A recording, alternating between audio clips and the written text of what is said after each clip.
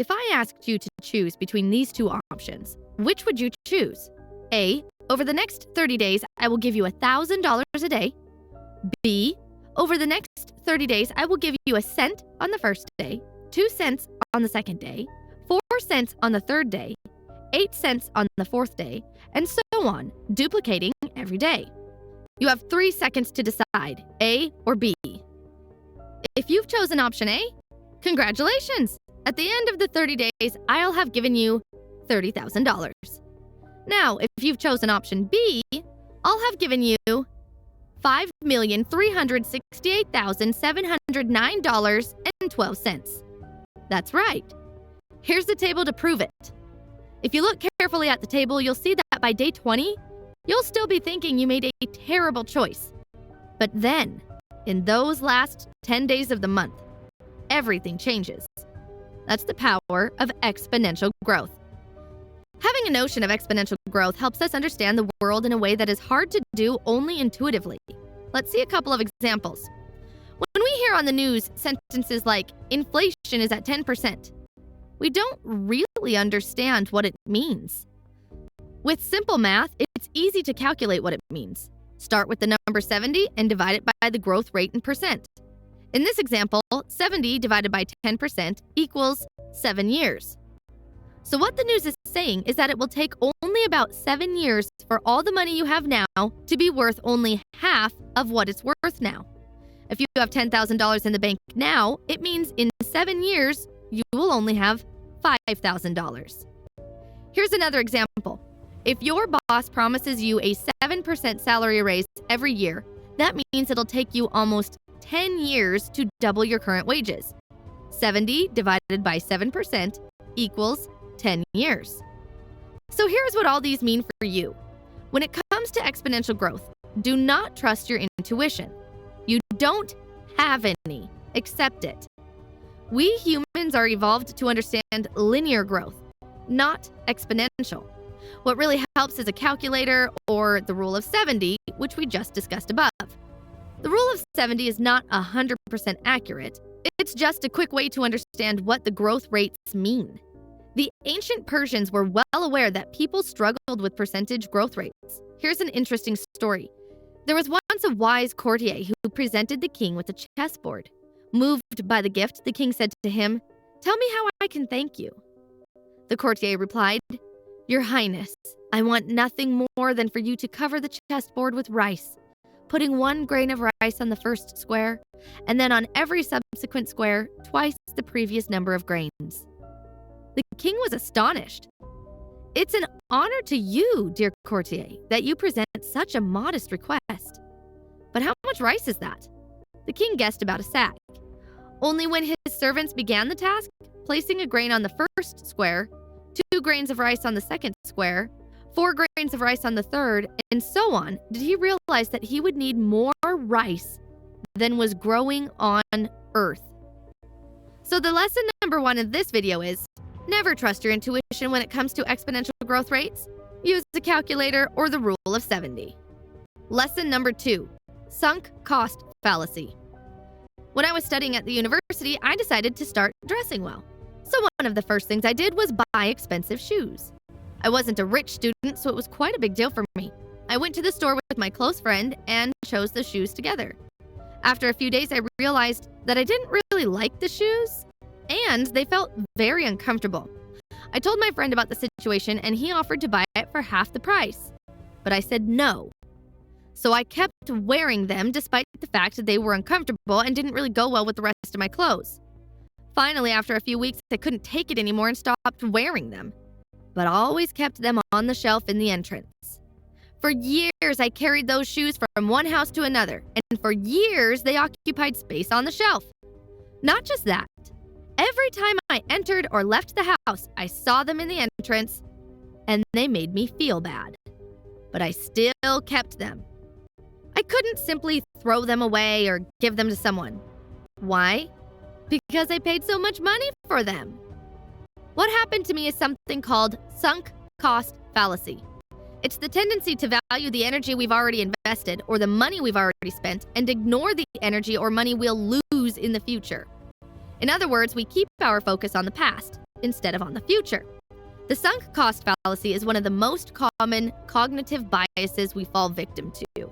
For example, you have a toxic relationship, but you can't end it because you have given years to that relationship. You have old clothes in your wardrobe that you don't wear anymore, but you still keep them, despite the fact that you will probably never wear them again. You buy a food that turns out to be a terrible choice, but you still eat it because you paid money for it.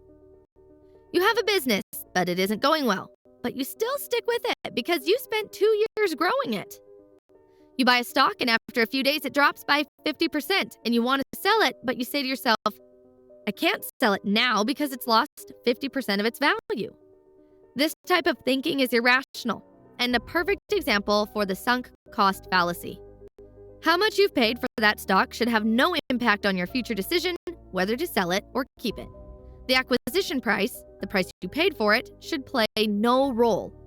The only thing that you should focus on is the future performance of that stock from today on. Will it make money for you or not? Ironically, the more money an investment loses, the more likely the investors tend to stick with it, which is a mistake.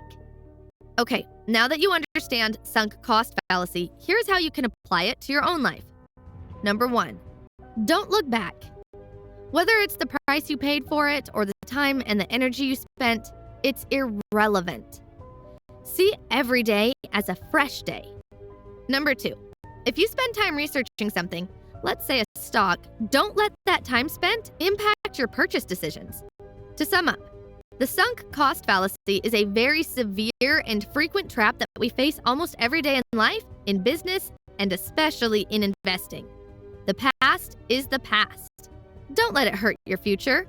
Always ask yourself, does it make sense to stick with this decision starting from today or not? Number 3, conjunction fallacy. Which one of these sentences do you think is more likely to be true? A, I had 2 flat tires this morning. Or B, I had 2 flat tires this morning because I drove by a construction site. So, A or B? Most people will opt for B. It's easier to believe someone had 2 flat tires if they state there was a good reason for it, right? Unfortunately, B is the wrong answer. A is more likely. Why? Well, for option A to be true, you only have one condition: 2 flat tires. Now, for option B to be true, you have to fulfill 2 conditions: 2 flat tires and driving by a construction site. The more conditions that need to be met, the less likely things are to happen. For example, a lot of people travel every year. Fewer people than that travel to Europe. Even fewer people travel to Europe on business. Even fewer travel to Europe on business at the end of the year, and so on. The more conditions that need to be met, the smaller the probability of it happening. Why do people choose B then? Because of something called the conjunction fallacy. It happens when a subset seems larger than the entire set. We are easy prey for the conjunction fallacy because we have an innate attraction to harmonious or plausible stories. If someone tells you they had 2 flat tires at the same time, you'll think, I bet they're lying. But if they give you a good story why that happened, you tend to believe them. And a lot of people use that to manipulate you. Who? Well, screenwriters and authors do that, for example. When we watch or read a story, the more detailed it is, the more believable we deem it to be. While a very general story falls flat and doesn't feel real, even though that general story is much more likely to have happened in real life than the specific one. Authors know that, so they add details to make fiction sound believable. Or somehow you see yourself crying as you watch an alien movie. Now, that's harmless manipulation. You know who else uses that to manipulate you? Salespeople, politicians, gurus. So what can you do to avoid being manipulated? With important decisions, remember that we have a soft spot for plausible stories. When someone tries to tell you a story in order to convince you of something, watch out for convenient details and happy endings.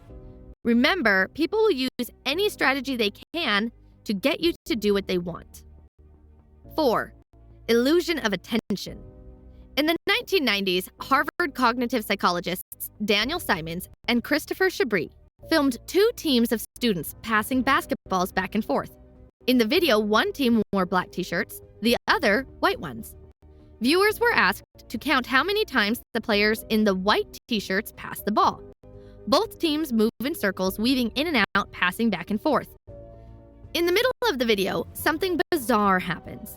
A student dressed as a gorilla walks into the center of the room, pounds his chest, and promptly disappears again. When the video ends, you are asked if you noticed the gorilla. Half the viewers shake their heads in astonishment. Gorilla? What gorilla?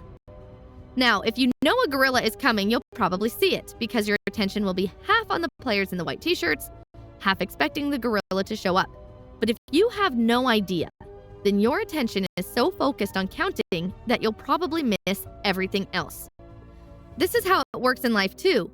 You think you're attentive and perceptive and taking in everything that goes on around you. But the truth is that you only notice properly the things that have your attention focused on. Life is as hectic as that video with basketball players and the gorilla. Something unusual can be huge, but we may still not see it. Being big and distinctive is not enough to be seen. The unusual and huge thing must be expected in order to be seen. This means that there might be huge things happening in your life right now that you're failing to notice, just because you're not looking out for them. For example, have you ever heard someone say, "I used to work so much that I didn't notice my marriage was falling apart. I almost couldn't save it."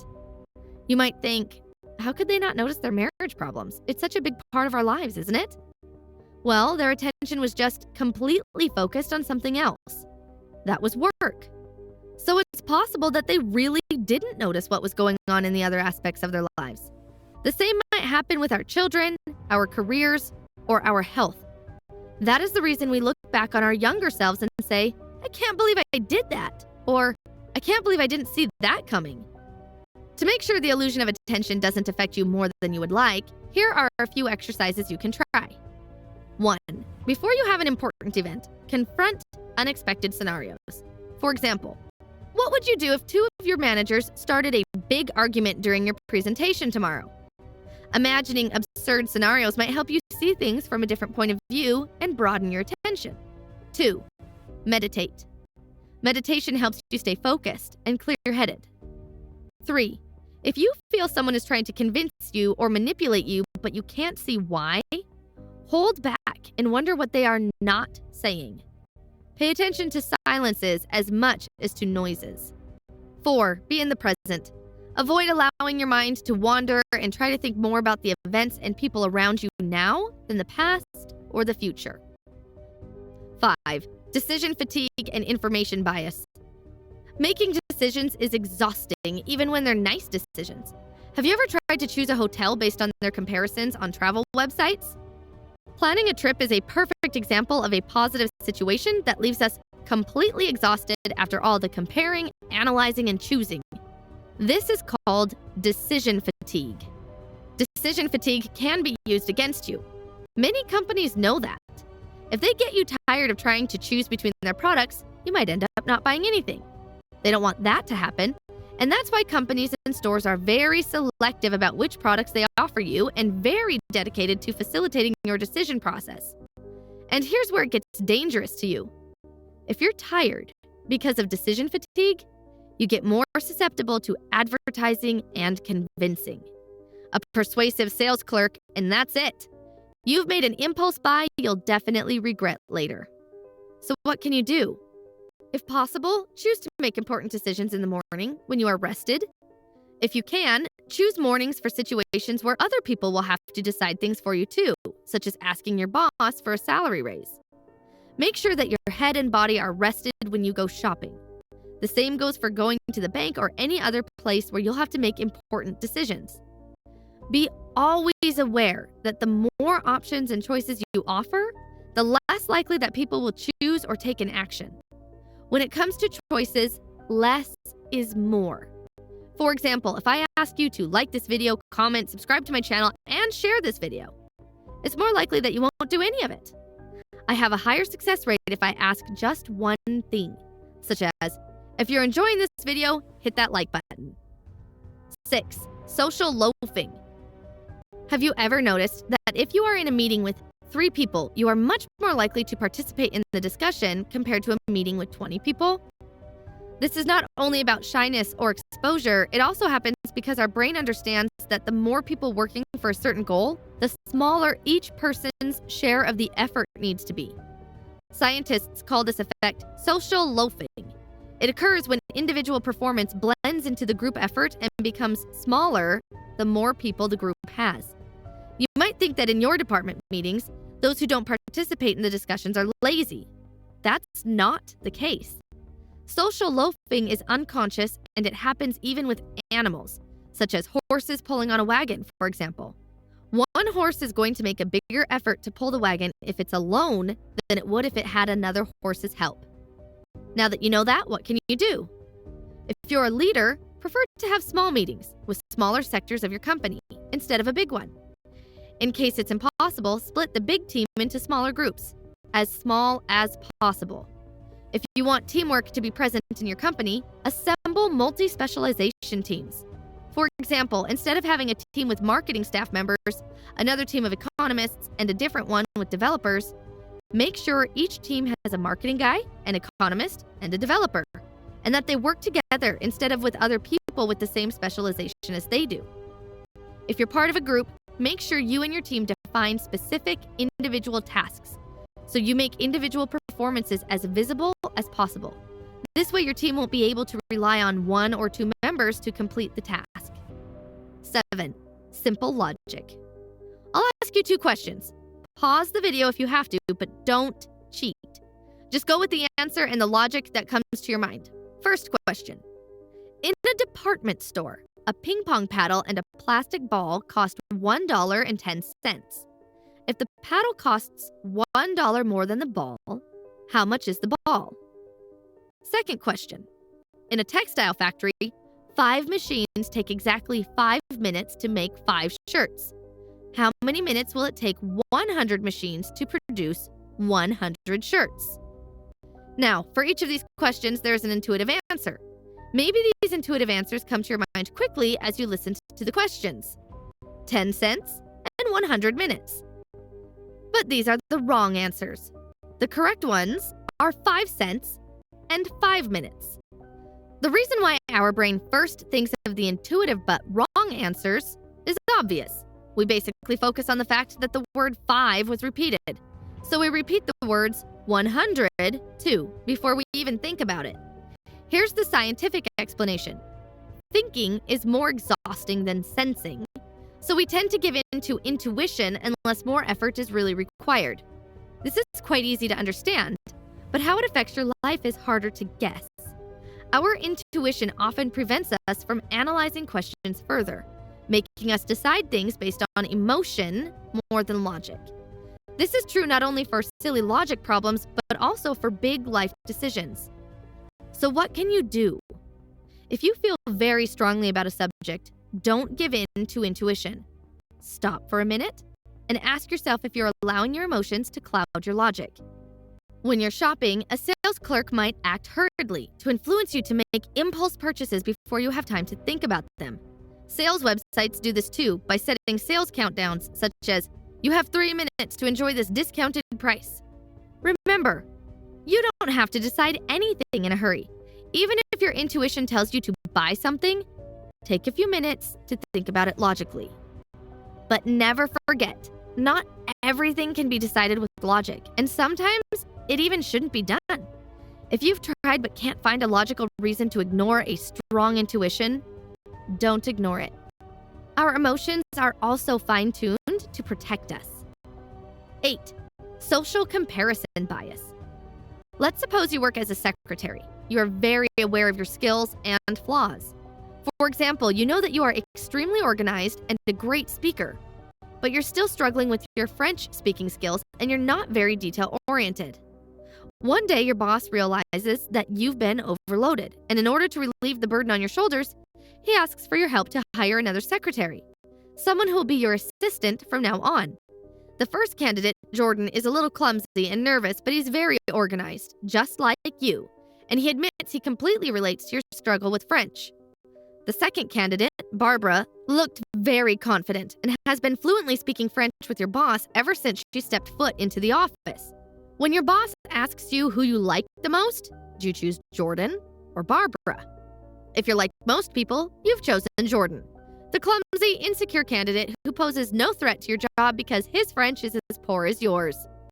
You might think this decision comes from insecurity, competitiveness, envy, smartness, or even from fear. Yes, those can be factors in play, but it all starts with the social comparison bias. The tendency to withhold assistance to people who might outdo you, even if you end up being harmed in the long run. But you're just caring for your job, you might say. Well, tell yourself that when your company starts losing all their clients from French-speaking countries because you fail to communicate properly with them. Social comparison bias is harmful to companies, to science, and even to friendships and love relationships. Guy Kawasaki, a business advisor, says, A players hire people even better than themselves. B players hire C players so they can feel superior to them. And C players hire D players. In other words, if you start hiring B players, expect you'll end up with Z players. What can you do then? Hire people who are better than you as often as you can. Help people thrive. The more you help others, the better the world around you becomes. You'll reap the consequences of that too. Be happy with other people's success. Your friend is making more money than you? Great! Your coworker has been promoted? Awesome! The best thing to do is to learn from them so you can be more successful too. And that was the last one. Thanks for watching until the end. Have a nice day.